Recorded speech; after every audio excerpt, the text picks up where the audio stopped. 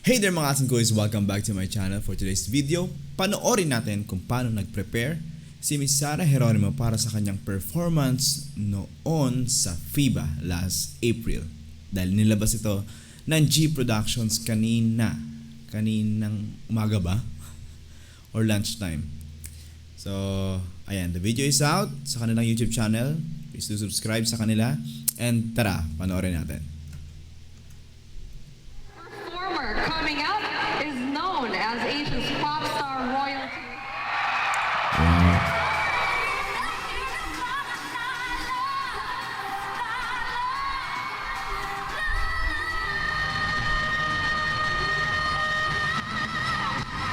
Hey.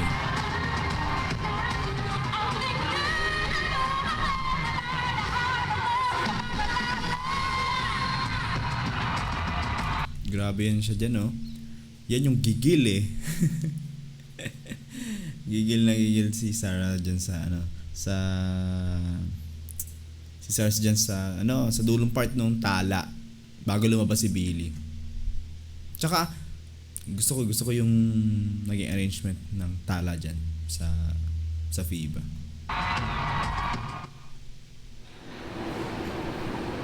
Dance rehearsal.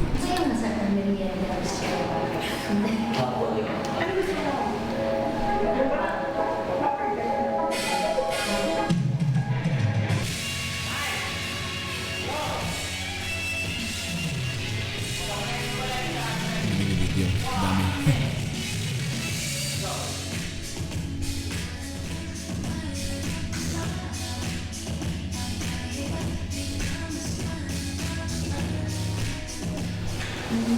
Stay. Yes. So, hihiga ka para yun yung kuha natin, higa dito. Yun! 4, 5, 6, 7, 8, press. 1, 2, 3, 4, angat. Yes, nandiyan muna. Ready? Si Coach Jim yan eh. Si Coach Jim pa lang nagtuturo sa kanya. So lahat pala yun mula dun sa umpisa. Kasi di ba yun yung opening niya sa FIBA, yung lakad niya yung kamay niya pataas.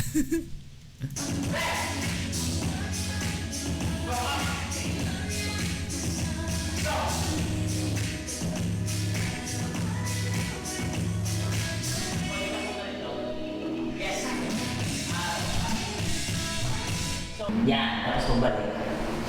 Yan siya. Apat to. Wow, workout din Leg day! Okay. Leg day. Hindi ba ka nag-gym ulit? Baka it's the sign. Leg day daw, leg day.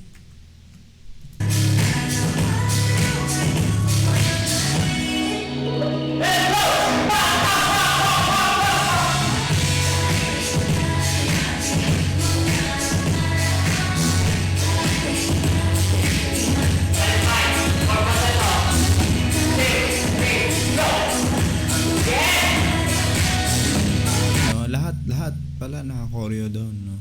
Pero syempre pagka actual minsan hindi na sinusunod ni Sara yan eh. May mga kasi di ba yes, during the rehearsals, practice, kabisado niya yung mga steps, pero may mga hindi na siya ginagawa kapag actual na. Kumbaga ad-lib niya na yun. O kaya depende sa nararamdaman niya that time na nasa stage siya.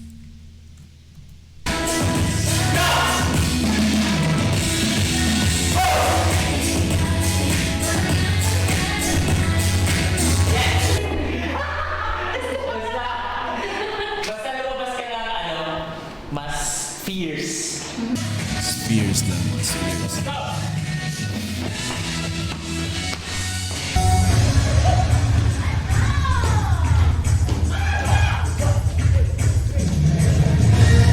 Uy.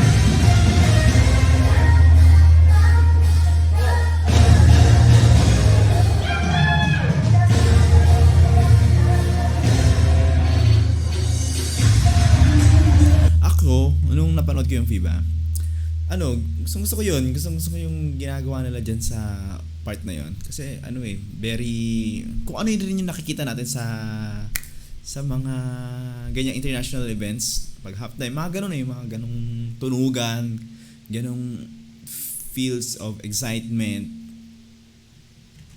Tsaka, okay din na pinabilis for me.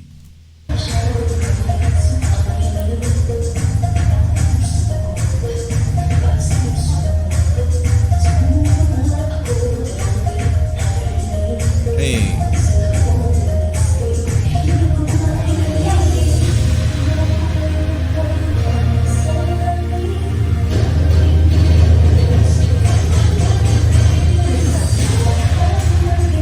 Yan na yung syempre hindi na yun yung nakita nating choreo. Pero okay lang.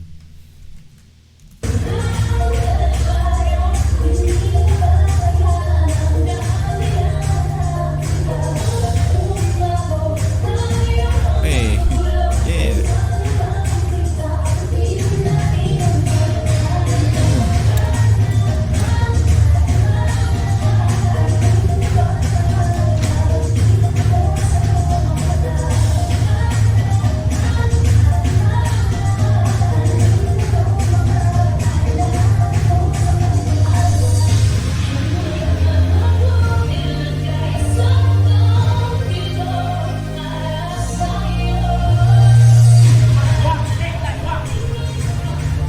Galing.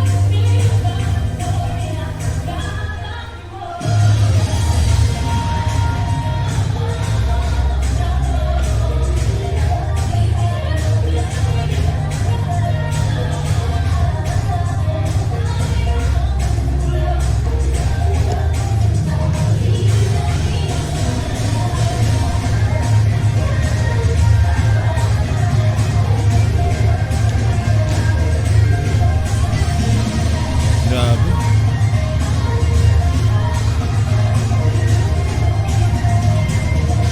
Hindi wala si Sarah.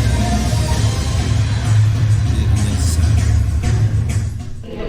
Ayan, ano yung ganda rin tingnan talaga na ang daming dancers na nagre-rehearse for that. Alam ko guys, may mga dance classes for this. Maganda yung dance steps. For me nga, mas gusto ko yung sa FIBA kaysa sa 20th anniversary. Pero kayo, ano bang mas prefer yung naging dance step ng Tala? Pero kasi magkaiba kasing atake yung ginawa doon sa Tala. Hindi kasi repeat performance yung nasa 20th anniversary So iba rin kasi yung feels. Parang hindi rin naman kasi babagay kung ganyang step doon sa naging arrangement ng song ng Tala. And with the choreographer pala, I think sila na rin talaga yung nag-arrange nung gagawin. Kasi dito sa pinapractice nila, yun yung Tala ni Sarah sa recording na binago na lang nila yung beat, ganyan. Pero hindi pa dun lumalabas yung mga ginawa niyang adlib. Ayan. Siguro mas gusto ko lang yung mas upbeat na Tala. Kaya ako mas prefer tong FIBA. Pati yung sa steps nila. Bagay dun 1, 2, 3, 4, and 5, 6.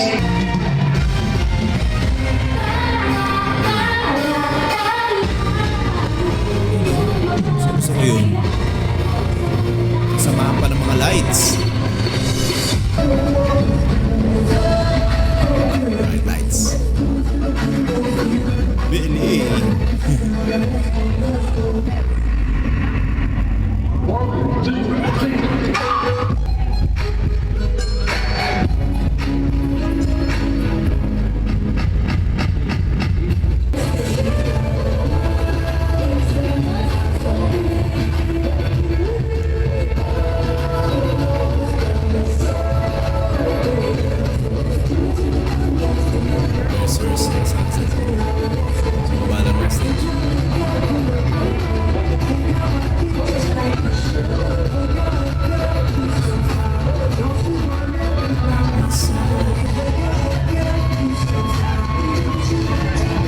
One, two, three, four, five, six, seven, and up.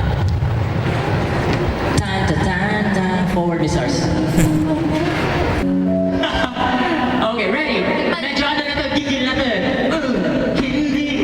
5, Paano yun? Paano yung coach? Makakanta rin pala si coach. 6, 7, and go! Yes! Ilagay sa Para sa'yo, para namin ang buong pag-ibig mo'y yakap-yakap mo.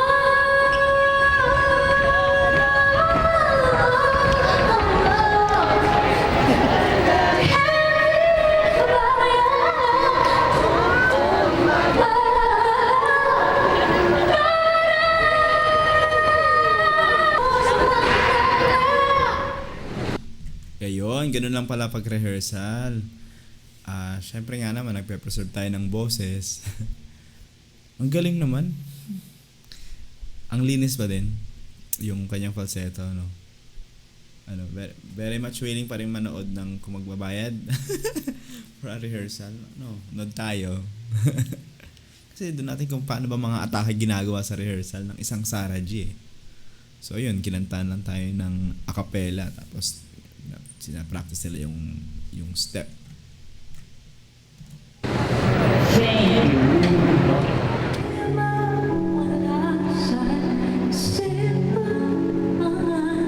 Ito yung intro.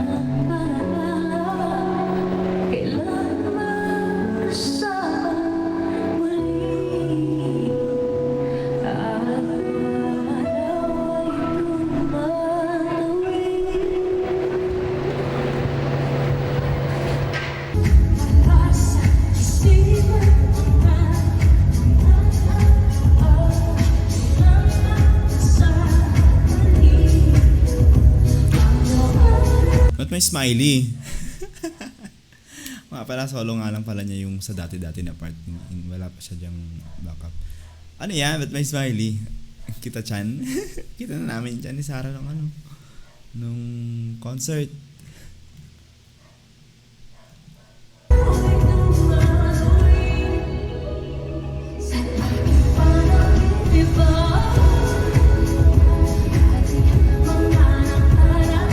Oops, smiley ulit.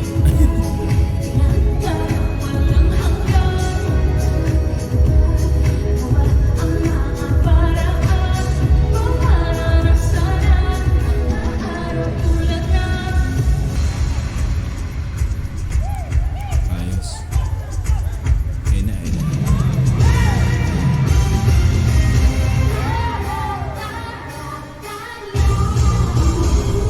Diba? Ang lupit talaga nun. Lupit talaga niyan.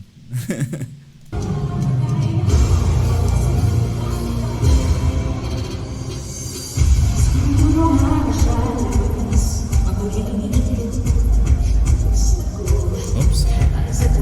Oh, di niya na smiley yun. Hindi na smiley yun.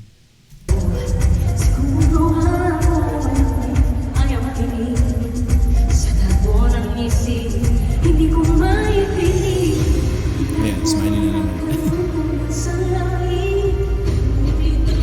Kung sino ang amin, hanggang dito na tayo. Hindi mo ba alam daan kaya at kung umabot tayo hanggang dulo, kapit lang naman ipapapin natin ang mga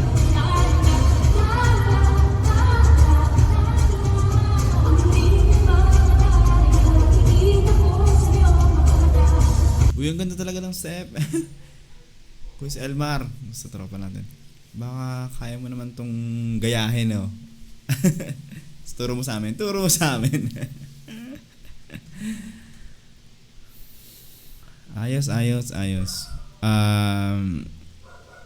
Nakakatuwa manood ng rehearsals kasi nakikita natin kung paanong boss yung ginagawa ni Sarah. Tsaka rinig yung boses niya rito.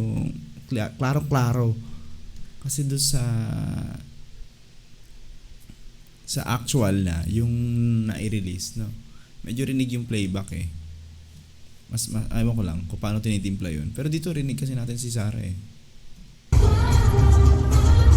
Ay no, ang hina lang nung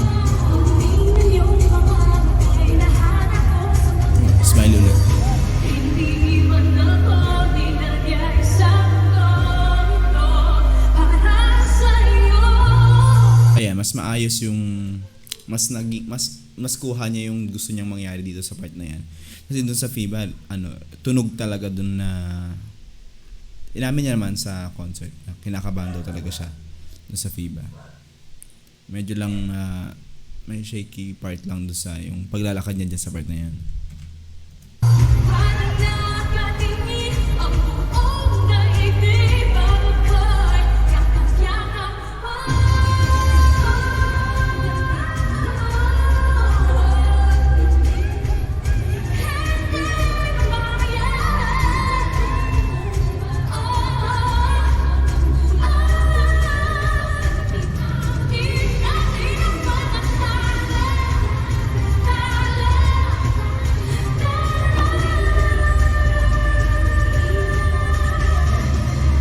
Reservation ng boses. So, yan, ganun muna ang ginagawa pala ni Sarah.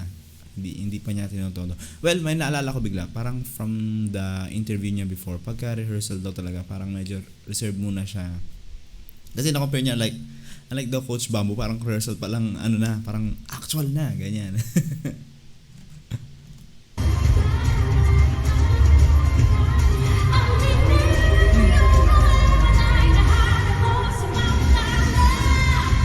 Oy, sinayaw niya yun. Sa actual, hindi. Itinaas niya na yung kamay niya. Kasi nandun yung intensity. Hey, Billy Go!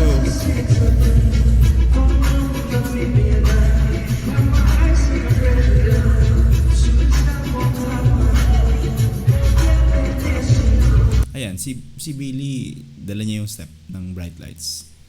Yan pa din yung steps ng Bright Lights. Since then, LM days.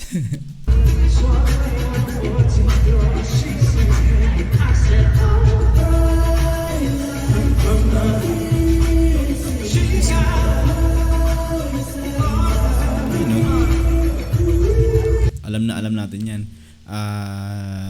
Sikat kasi yan sa Pilipinas dati. Sikat. Kaya mas doon ko lang kilala si Billy Crawford. Pero doon ko lang din napag-alaman na dati pala na siya, sikat na siya before pa nung bata pa. Billy Joe ngayon.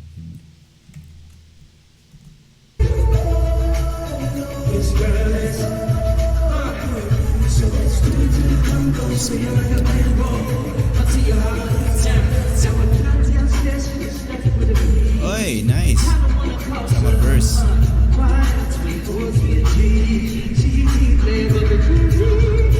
Diba? Ang ganda tingnan na after that set of dancers, may set of dancers na naman ang lumabas sa likod ni Billy Crawford.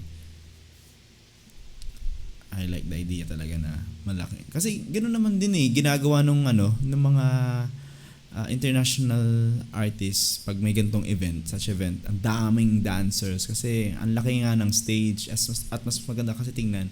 Tapos in unison sila sumasayaw, nagpe-perform. Busog yung mata mo with so much artistry.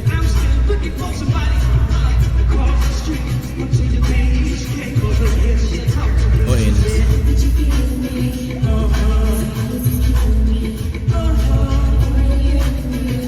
alala, nakita ko lang ulit si ating dancer, yung naka-clean cut.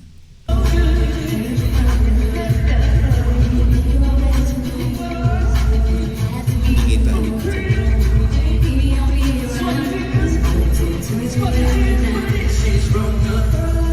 Smile ulit.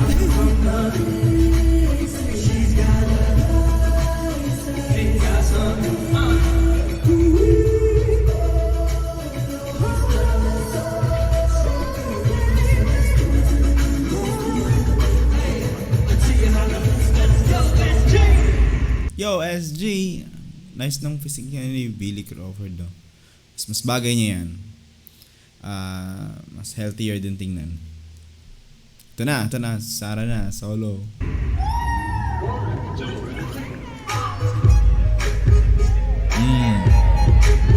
Hey.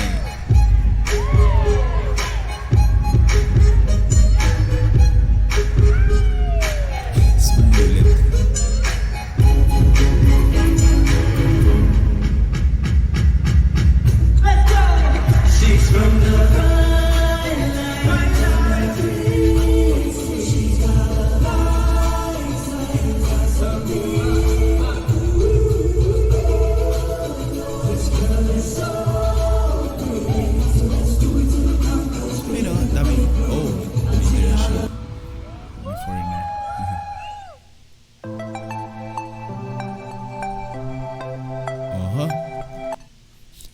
balikan natin yung stage. Asan yung stage? Okay.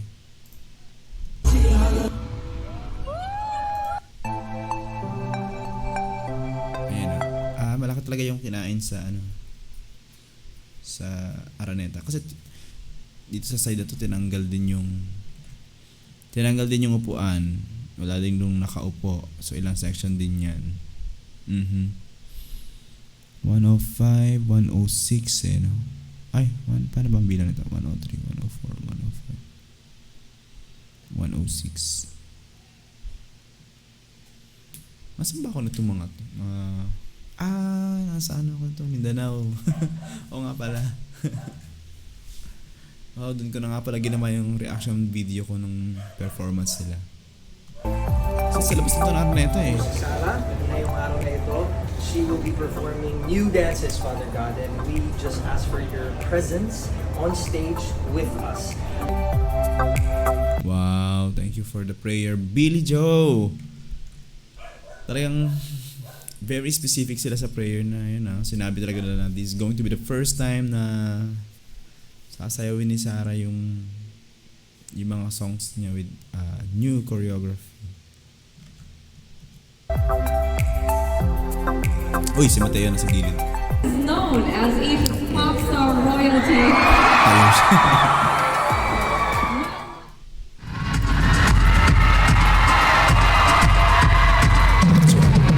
Boom. Ano, yung mukhang yan, no? Fierce nga. Fierce. Yan ang Sarah G. Ibang-iba doon sa mukha nakita natin kanina sa rehearsal.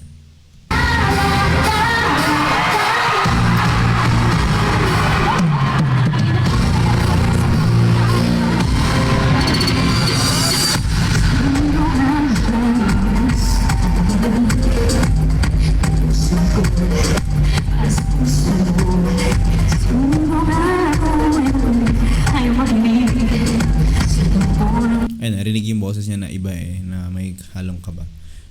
Kaya sa kanina nung rehearsal video, mas relax.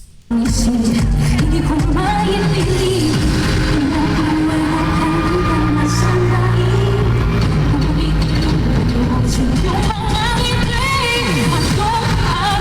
Nice.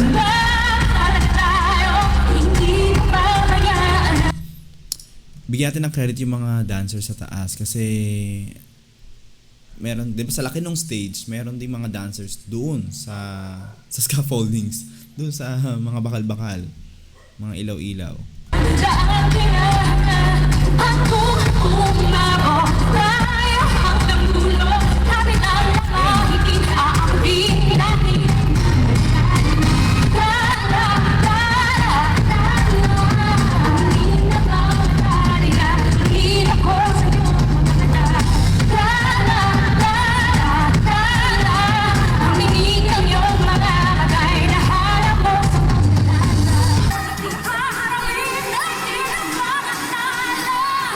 Ito na.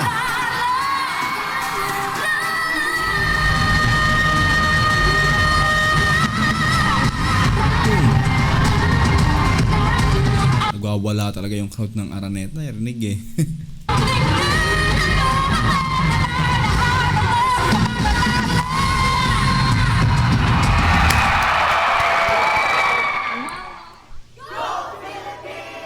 Oy, tapos na.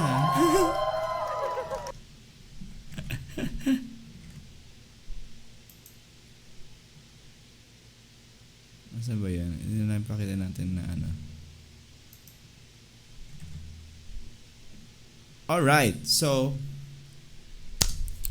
thank you muna G Productions for giving us this behind the scene. Kasi kapag ka talagang tagahanga ka, gusto mo rin naman malaman yung mga ganap bago yung inihanda nilang performance, diba? Ano ba yung mga paghahanda na yan? Ano ba yung mga klase ng practice na ginagawa nila? Compare kasi sa atin, diba? Like halimbawa, tayo mga estudyante or may presentation tayo sa office, ganyan. Practice tayo after office, diba?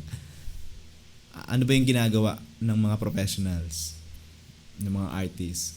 Gusto natin makita yung mga ganong mga bagay-bagay. At ito, binibigay sa atin ng G Productions. More pa kasi gusto ko makita naman kung paano yung paghahanda niya sa 20th anniversary niya. Normally kasama kasi yan pag naglabas ng DVD before, di ba, may mga behind the scenes and pinapanood ko yun. Nakakatuwa kasi panoorin. Tsaka nakakakuha ka din kasi kung mga aspiring singers, di ba, aspiring singer ka, nakakuha ka ng tip. So halimbawa kanina, ganun pala yun, pwede palang, since rehearsal lang naman pwede palang hindi todo, falsetto lang muna. Pero yung dance step niya, okay na yung boses muna yung, I think, pinapreserve ni Sarah doon during rehearsal. Yun yung natutunan natin. Ayun nga, may natutunan tayong bago sa ating mga hinahangaang mga artist, di ba? So, kayo naman mga asin quiz, Popsters, anong masasabi nyo sa rehearsals or behind the scenes footages na ito na inilabas, binigay sa atin ng G Productions? Comment nyo lang din yan. At ano yung natutunan yung bago kay Sarah Geronimo? Ano yung nalaman yung bago sa kanya by viewing this video? Comment nyo lang yan. Okay? Maraming salamat sa panonood ng video na to. Like kayo, mag-ingat. Bye-bye. Leg day na.